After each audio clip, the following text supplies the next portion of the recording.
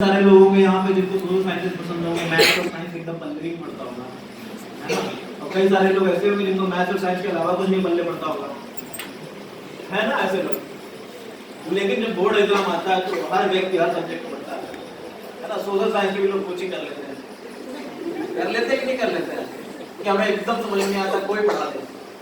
क्यों? ताकि परसेंटेज ना खराब होता है। ये भी परसेंटेज का हिसाब है ना। 7 पेपर होते हैं, कितने? 7 होते हैं ना। 4 जीएस के, 2 ऑप्शनल के और 1 ऐसे का, 7 पेपर होते हैं। अब आप इसको अगर बोर्ड एग्जाम की तरह लो तो सारे सब्जेक्ट आपको पढ़ने हैं और 7 पेपर में नंबर लाने हैं, तभी आपका परसेंटेज अच्छा बनेगा। परसेंट वेरी करता है ना, हो सकता है किसी साल टॉपर की 60% का है, किसी साल 50% का है, लेकिन ओवरऑल कंपैरिजन तो परसेंटेज चाहिए ना। आप जब सारे पेपर में अच्छा नहीं करोगे तो फिर कैसे आगे कैलकुलेट करोगे? तो बोर्ड एग्जाम की तरह मान लीजिए जैसे मेरिट में आने के लिए आप लोग करते थे ना कि हाँ हर एक सब्जेक्ट पढ़ेंगे, वैसे ही इसमें। अच्छा, हमने ऐसे बताया कितने लोगों ने ऐसे की तैयारी करी है, यहाँ पे कितने ऐसे लिखे हैं? ऐसे कितने नंबर का होता है? 250 नंबर का होता है। और ऑप्शनल कितने नंबर का होता है? 500 नंबर का। तो अगर मैथमेटिक्स में बात करें तो ऐसे equal to half of optional. अब ये बताओ, ऑप्शनल में आप कितना टाइम देते हो और ऐसे को कितना टाइम देते हो? बताइए। जब मार्क्स उतने ही है तो वैसा भेदभाव क्यों ऐसे के साथ है? बताइए। ऐसे ही एथिक्स का पेपर होता है। एथिक्स का पेपर लोग सबसे लास्ट में पढ़ते हैं ना। सारा जीएस कंप्लीट हो जाए उसके बाद हम एथिक्स हटाएंगे। जीएस कभी कंप्लीट होता नहीं, जीएस कैसे कंप्लीट होगा? वो रह जाता है। तो ये ध्यान में रखिए, एथिक्स का पेपर और ऐसे मिला के ऑप्शनल के बराबर है और आप उसको टाइम कितना देते हो। मैं ये नहीं कह रहा हूँ कि आपको ऑप्शनल के बराबर से टाइम देना, थोड़ा तो टाइम दीजिए। लोग सीधे जाके एग्जाम में सीधे पेपर लिखते हैं ना। कई लोग सीधे ऐसे एग्जाम में जाके लिखते हैं। हो सकता है कि इसमें आपके अच्छे नंबर आ जाए, आपकी किस्मत अच्छी हो, लेकिन ये भी हो सकता है कि आपके बहुत खराब नंबर आ जाए क्योंकि आपने कभी प्रैक्टिस नहीं की, आप पैनिक कर जाओगे। आप जब किसी चीज के लिए तैयार रहते हो ना, तो यूपीएससी ऐसा एग्जाम में हर बार मार्किंग पैटर्न चेंज होता है, सब कुछ होता है, फिर भी अगर आप तैयारी के साथ जाते हो तो आप ये इंश्योर करते हो किसी उस पेपर में आपके बहुत कम मार्क्स हैं, है ना। मैं कई सारे लोगों का सिलेक्शन इस वजह से रुकते हुए देखा है क्योंकि ऐसे में या एथिक्स में बहुत कम मार्क्स रहे हैं। मतलब 100 तो छोड़िए, आपके 50-60 मार्क्स आ गए, बाकी पेपर में अच्छा है, सब गुड़गोबर हो गया, कोई फायदा नहीं हुआ। बाकी जगह मेहनत करने का कोई फायदा नहीं हुआ। अगेन बोर्ड एग्जाम की तरह है कि आप मैथ्स में 100 में 100 ले आए, लेकिन सोशल साइंसेज में आप पासिंग मार्क्स लेके आ रहे हो तो परसेंटेज खराब हो गई। तो ये चीज समझने की है ना। ये मुझे भी किसी ने बताई थी 6 महीने जब मैं तैयारी कर चुका था, है ना। तब मुझे लगा अरे ये तो बड़ी अच्छी बात है, ऐसे तैयारी करनी चाहिए। तो ऐसे ही कुछ टर्निंग पॉइंट्स आते हैं ना आपके प्रिपरेशन में। मेरे प्रिपरेशन में 2-3 टर्निंग पॉइंट आए थे जिसकी वजह से प्रिपरेशन काफी बेटर हुई। अच्छा, और किसी को कुछ पूछना हो तो पूछने में नहीं है ना। ये सारी सबके लिए सेम है, जितने लोग इस रूम में बैठे हैं, जितने लोग इस क्लास में बैठे हैं, सबको उतना ही डायरेक्ट पता है। आपको बाकी लोगों से बेटर करना है। बहुत डिफिकल्ट क्वेश्चन भी आते हैं, थोड़े से इजी क्वेश्चन भी कुछ आते हैं, उसमें भी लोग गलत करके आते हैं। मैं बता रहा हूँ, आते हुए जल्दबाजी में। आप लोग ने भी आज टेस्ट दिया होगा, प्री का था, मेंस का था, तो आप लोग अभी जाके चेक करना। कई सारे क्वेश्चन, कम से कम 4-5 क्वेश्चन ऐसे होंगे जो ना आते हुए आपने तो देखा अरे बहुत सिंपल क्वेश्चन लगा देते, है ना। हर एक क्वेश्चन को उतनी ही सिंसियरिटी के साथ करना है ना। कई बार हम क्वेश्चन ना पढ़ने की वजह से गलत करके आते हैं। उसमें लिखा होता है डज नॉट और हम उसको डज पढ़ देते हैं क्योंकि हमने जल्दी में पढ़ा। 2 घंटे का पेपर है ना, 2 घंटे में इस पेपर के लिए बहुत है। आप उसको पढ़ के करो, है ना। एक बार आप पूरा कर जाओ, जहाँ पे कहीं डाउट है उसको मार्क कर लो, है ना। दोबारा उसमें जाओ, थोड़ा सा मेहनत करो, है ना। उसमें घुसने की कोशिश करो आप। पेपर सबके लिए वही आ रहा है। पहली चीज तो प्रीलिम्स का मुझे जैसा लगता है ना, कुछ चीजें हैं जो आपको सॉलिड कर लेनी चाहिए। पहला तो स्टैटिक पोर्शन जो भी आप बुक से पढ़ रहे हैं या कोचिंग में आपको जो नोट्स पढ़ाए जा रहे हैं, है ना, स्टैटिक पोर्शन। दूसरा चीज आपका करंट अफेयर्स बढ़िया से करिए, है ना। एकदम सॉलिड प्रिपेयर होना चाहिए। जितना आप बुक प्रिपेयर करते हैं उतना ही करंट अफेयर्स प्रिपेयर होना चाहिए। और आपका लास्ट ईयर क्वेश्चन पेपर, है ना, पिछले 15-20 सालों में क्वेश्चन पेपर उठा के गेस डालिए। कोई क्वेश्चन कहीं से पूछ ले सोचने में भी तो आप उसके जवाब दे दो।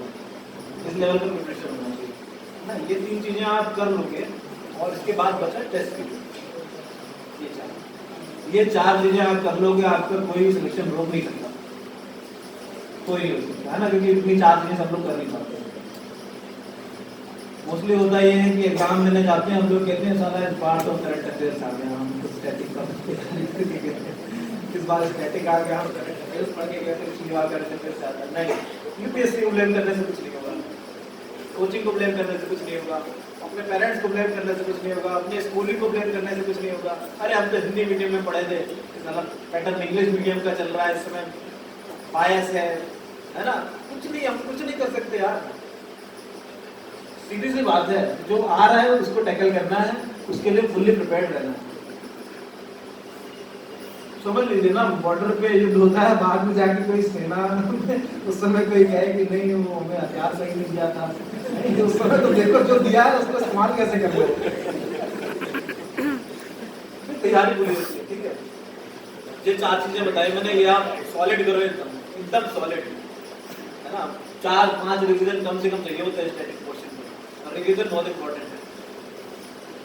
तब आप कहना भी नहीं पेपर ठीक नहीं आया था, जरूरत नहीं पड़ेगी आपको, क्योंकि भाई कोई ना कोई तो ला रहा है ना नंबर, जहाँ आप 90 नंबर ला रहे हैं 200 में, वहाँ कोई 120 नंबर लेके आ रहा है।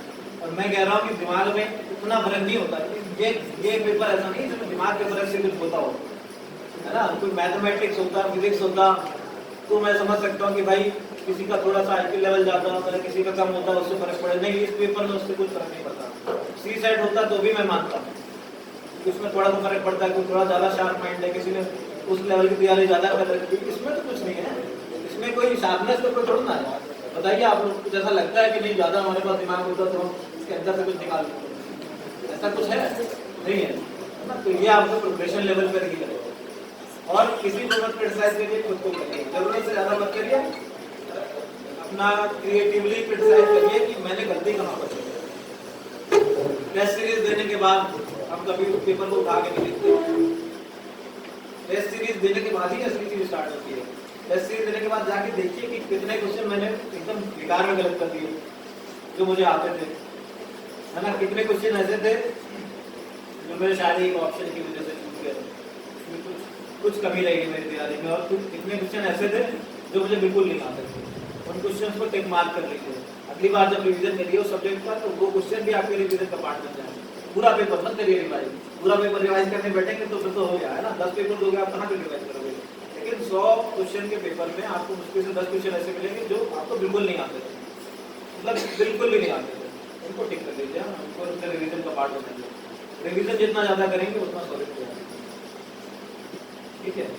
और ये मान लीजिए पेपर कैसा भी आता है सबके लिए, अगर आप सारी चीजें जो मैं बता रहा हूँ सब तैयार करके ला रहे हो तो ऐसा क्यों होगा कि आपका नहीं होगा। नेट प्रैक्टिस बहुत जरूरी होती है ना, क्रिकेट में भी और एग्जाम में भी। अब ये मान लीजिए कि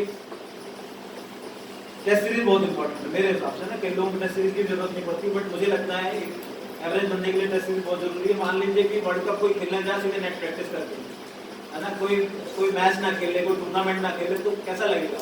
वैसे ही ये बिना टेस्ट सीरीज किए हुए सीधे यूपीएससी का एग्जाम देने जाता है, आप अपनी सारी गलतियां वहीं जाके करोगे, तो पहले कर लो गलतियां, समझ लो उसमें। अच्छा, एक और चीज इंपॉर्टेंट ये है कि जितनी भी तैयारी हो टेस्ट जरूर देना, है ना। कई बार क्या होता है शनिवार की रात में लगता है यार इस बार तैयारी हो नहीं पाएगी, अब इस बार के छोड़ते अगले बार की करते हैं, अगले संडे की, और उसमें बहुत अच्छे से पेपर होते हैं, अगले संडे को भी ये होता है। तो ये मत करिए, है ना। जितनी तैयारी है, अब मान लो यूपीएससी का 2 जून को है ना, बताओ 1 जून की रात को अगर आपको लगेगा इस बार तैयारी अच्छी नहीं है, हम अगला अटेम्प्ट करेंगे, ऐसा थोड़ा होता है। आपकी जितनी तैयारी होगी आप दोगे जाके एग्जाम, और पूरे मन से दोगे, एकदम दिमाग लगा दोगे उसमें, है ना, एक क्वेश्चन में। तो हर एक टेस्ट सीरीज में उतना ही दिमाग लगाओ। कई बार देखिए मैंने भी टेस्ट सीरीज दी है, मेंस की प्री की, तो मोस्टली ऐसा ही होता था, लगता था बात तैयारी, लेकिन अगले दिन जाके सुबह बैठते थे ना, और बैठते थे तो फिर उसके बाद देखिए एक ये चीज मैंने बना रखी थी कि मैं ये नहीं सोचता था कि अब ढिलाई से पेपर दे रहे हैं। मेंस में तो खासकर इतना सारा लिखना होता है, लोग आधे घंटे बाद कहते हैं छोड़ो हटाओ अगली बार अच्छे से पेपर देंगे, उसका जाके चाय पीएंगे। तो ये मत करिए, है ना। आप ये मान लीजिए आपकी इतनी नॉलेज है, इतना ये स्किल है, इतनी प्रिपरेशन लेवल है, इतनी प्रिपरेशन लेवल के साथ आप कितने मार्क्स ला सकते हो, ये तो करके रिग्रेट है। मैं बता रहा हूँ यूपीएससी ऐसा एग्जाम है, इसका सिलेबस ऐसा है कि आप जब मेंस देने में जाओगे, जब इंटरव्यू देने में जाओगे, तब भी आपको लगे बहुत सारी चीज़ छूट गई, लेकिन जितना आपका प्रिपरेशन लेवल है उसको तो पूरा यूटिलाइज कर लो। जितनी चीज़ें आती हैं उसके तो नंबर लेके आइए, ठीक है। ये चीज़ समझ में आ रही है ना। उतनी इंटेंसिटी के साथ सारा पेपर लिखिए जितना इंटेंसिटी के साथ आप लिखते अगर उनके में काम होगा, ठीक है। और कुछ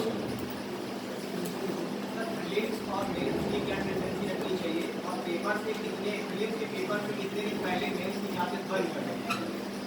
7 पेपर है, सारे की तैयारी करनी। तो मैंने ऐसे और एथिक्स पे थोड़ा फोकस करना चालू किया, वो एक अलग चीज़ है। आप जो कह रहे हो, आप ये कह रहे हो कि कितने दिन पहले तैयारी, मतलब मेंस की बंद करने के लिए प्रीलिम्स स्टार्ट कराओ। हाँ स्टार्टिंग से हाँ, तो फिर मेंस कितने दिन बाद जो है मेंस में आना चाहिए? नहीं जैसे मान लीजिए तैयारी आपने शुरू की जुलाई में, है ना, और अगले जून में आपका पेपर है, तो आप प्री और मेंस दोनों की तैयारी करोगे ना जुलाई से। पहली बात तो देखिए, प्री और मेंस की तैयारी कंटेंट में तो अलग नहीं होती है ना, नेचर ऑफ क्वेश्चन ही अलग होता है। सेम किताबें प्री की, सेम किताबें मेंस, सेम नोट प्री के, सेम नोट मेंस के। बस आपको थोड़ा सा पैटर्न चेंज करना है अपना, है ना। प्री में आपको थोड़ा फैक्चुअल भी याद रखना पड़ेगा, मेंस और अच्छे से याद होने चाहिए। मेंस में तो मुझे लगता है कि पता तो याद करके आप इतना नहीं पड़ती। प्री के टाइम जब आपको इतना, मैं वही कह रहा हूँ ना, आप मान लीजिए 5 घंटे 6 घंटे पढ़ते हैं, 6 घंटे, अगर 6 घंटे एक दिन में बहुत होता है ना।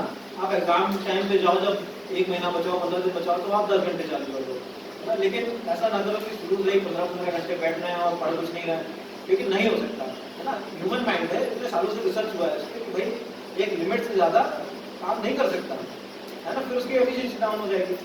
तो आप मान लीजिए 6 घंटे पढ़ रहे हैं, है ना, प्रीलिम्स के लिए।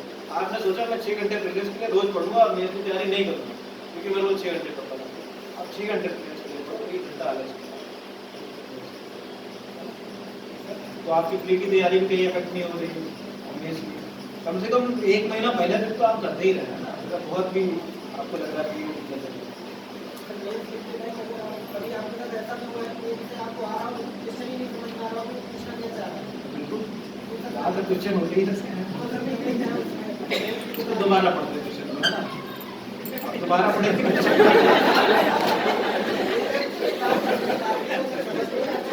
देखिए रश बहुत ज़्यादा होता है ना उस समय, तो वही मैं कह रहा हूँ ना, प्रैक्टिस करके वर्ल्ड कप खेलने वाली बात है ना। अगर आपने पर्याप्त टेस्ट सीरीज दी होगी तो आप पहले तो कूल माइंड से बैठोगे वहाँ पर। पर्याप्त टेस्ट सीरीज का ये मतलब नहीं कि 3-3 4-4 टेस्ट सीरीज लगा रखी कि रोज टेस्ट ही दे रहे हैं, प्रिपरेशन का टाइम नहीं होता। हफ्ते में 1 टेस्ट बहुत होता है। तो जो क्वेश्चंस आपके हैं ना, आप अगर कूल माइंड से रहोगे, आप पैनिक नहीं करोगे उसमें। अगर आपने टेस्ट सीरीज की हुई, आपको पता है आप 20 क्वेश्चन 3 घंटे में बहुत आराम से लिख लेते हो, तो पहले तो आप पैनिक नहीं करोगे, है ना। पैनिक नहीं करोगे तो क्वेश्चन अच्छे से पढ़ोगे। क्वेश्चन आपको नहीं समझ में आ रहा है, मैं सीरियसली कह रहा हूँ, उसको दोबारा पढ़ो, हर एक वर्ड को अच्छे से पढ़ो, समझ में आ रहा है। ऐसा हो ही नहीं सकता, क्वेश्चन कैसे नहीं समझ में आएगा? या तो ये कि आपको उसका आंसर नहीं आता होगा, वो अलग चीज़ है। लेकिन क्वेश्चन ना समझ में ऐसा होगा नहीं, है ना। होगा तो भाई मान लीजिए 4 पेपर हैं आपके, किसी 1-2 में कहीं हुआ तो उसमें जो आता है वही चीज़, लेकिन उसके नंबर ज़्यादा मिलते नहीं। अच्छा, एक और इम्पोर्टेंट कॉन्सेप्ट ये है कि आप ये समझिए, जैसे बोर्ड एग्जाम की मैंने बात की ना, जो चेक करने वाला होता है ना, उसके माइंडसेट को सोचिए, है ना। ये मत सोचिए कि हम पेपर लिख रहे हैं तो बहुत मेहनत करके पढ़ेगा और ढूंढेगा कि लिखा कहाँ है आंसर इसमें। क्यों मेहनत करेगा? जिसकी अच्छी कॉपी है उसके भी 300 रुपये मिलेंगे उसको, और जिसकी खराब कॉपी है उसके भी 300 रुपये मिलेंगे। क्यों मेहनत करेगा, है ना। इकोनॉमिक्स तो पढ़ेगा ना आपके साथ, एक्स्ट्रा इंसेंटिव के बिना कोई क्यों मेहनत करेगा। मेरे एक दोस्त हैं, तो उनकी मुलाकात हुई थी एक ऐसे व्यक्ति से जिसने यूपीएससी की कॉपी चेक की थी। तो उसने उनसे पूछा था और उससे मैंने पूछा, तो उन्होंने बोला भैया एक कॉपी के बराबर पैसे मिलते हैं, इतनी वो मेहनत करता है, इतनी करनी चाहिए, है ना। हम सोचते हैं कि यूपीएससी एग्जाम है, ये भोपाल है, दुनियादारी है, वो पता नहीं क्या लिखना होता होगा इसमें, पता नहीं कैसे नंबर आते हैं, कुछ नहीं, वही बोर्ड एग्जाम है। बोर्ड एग्जाम में कभी अपने आप आइडियल आंसर शीट अगर देखी हो जो मिलती है चेक करने वालों को, सीबीएसई बोर्ड का मैंने देखा हुआ है, वो बता रहा हूँ। उसमें हर एक क्वेश्चन मान लीजिए 6 नंबर क्वेश्चन है, उसमें 10 पॉइंट लिखे होंगे, 6-7 पॉइंट मैच कर जाते हैं तो पूरे नंबर दे देते हैं, इस तरह का होता है। ऐसे इसमें भी है, उनको एक आइडियल आंसर शीट मिलती है ना। मैं ये ऑफिशियली नहीं कह सकता हूँ, मैं अपने मुझे जो कहीं से पता चला, किसी ने बताया उससे कह रहा हूँ, क्योंकि मुझे नहीं पता कैसे कॉपी चेक होती है। लेकिन अगर लॉजिकली सोच के देखें आप तो कैसे कॉपी चेक होगी? अभी कोई पैसा ढूंढना है, कोई 10 आदमी बैठ के रिसर्च करना है कि नहीं, कहना क्या चाहता है तो कहीं इस आंसर से ये देश में नहीं बदल जाएगा, ऐसा कुछ नहीं है। हर साल इतने सारे लोग पेपर देते हैं, इतने सारे वर्ड्स लिखते हैं जिसमें से मोस्टली पूरा होता है ना। तो ये समझिए, मान लीजिए ज्ञानेंद्र आप ही हैं, बताइए आप किस तरह की कॉपी चेक करना पसंद करेंगे? आपको 300 रुपये कॉपी के मिल रहे हैं, है ना, किस तरह की कॉपी चेक करना पसंद करेंगे? मान लीजिए 2 पेज का आंसर लिखा हुआ है, मैं अपना बताता हूँ, कम से कम लिखा होता है ना, पेज भरे हुए लगने चाहिए ना। क्या होता है कॉपी पलटते ही लगता है 1.5 पेज में लिखा हुआ है, मतलब इसके पास कंटेंट कम है। पहला इंप्रेशन मतलब लगता है सांस भूल गए। दूसरी चीज, अगर बहुत उसे घुसाड़ के लिखा होगा एकदम कि मतलब एक सेंटीमीटर का भी स्पेस नहीं छोड़ रखा है, तो ये तमीज नहीं है, और तमीज लड़का है इसका ये सबर नहीं है कि भाई कोई आप उसको मेहमान मान रहे होता है ना, जो कॉपी चेक करने वाला वो मेहमान है आपका, आप उसको किस तरह का ट्रीटमेंट दे रहे हो, है ना। साफ सफाई से लिखिए, राइटिंग उतना नहीं इम्पोर्टेंट है, लेकिन आप स्पेसिंग अच्छी करें, पढ़ने लायक होनी चाहिए, और आपके जो मार्जिन है उनका ठीक तरीके से इस्तेमाल करें, हेडिंग्स डालें, काला नीला की जरूरत नहीं है, लेकिन अंडरलाइन तो कर ही सकते हैं। आप थोड़ा सा कोशिश करें कि जो चीज़ पॉइंट्स में लिखी जा सकती है उनको पॉइंट्स में लिखें, है ना।